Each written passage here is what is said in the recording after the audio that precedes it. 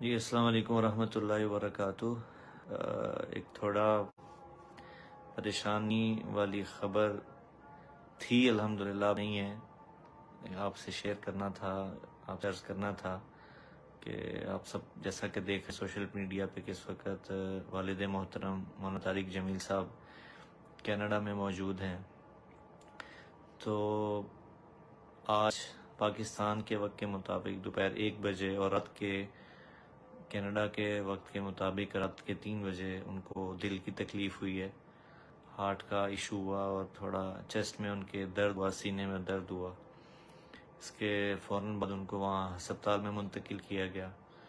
اور سارا ان کا پروسیجر الحمدللہ عافیت سے مکمل ہو گیا۔ تو اس وقت الحمدللہ وہ بالکل ٹھیک ہیں، سٹیبل ہیں، لیکن ابھی تک ہاسپٹل میں ہیں۔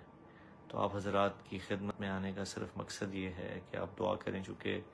آپ کو پتہ ہے ایک اپنے گھر سے دور ہونا،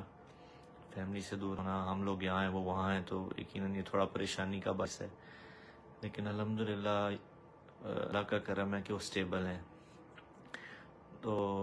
میڈیا پہ آپ کو پتہ ہے مختلف افواہیں پھیل جاتی ہیں، سوشل میڈیا پہ خاص طور پہ، اس لیے میں خود حاضر ہو کے مناسب سمجھا کہ آپ کی خدمت میں عرض کروں کہ آپ سب جتنے بھی بہن بھائی میری بات سن رہے ہیں، آپ سے دعاؤں کی درخواست ہے کہ آپ دعا کریں کہ اللہ تعالیٰ ان کو مکمل صحت یاب فرمائے اور خیر و عافیت سے اللہ تعالیٰ ان کو پاکستان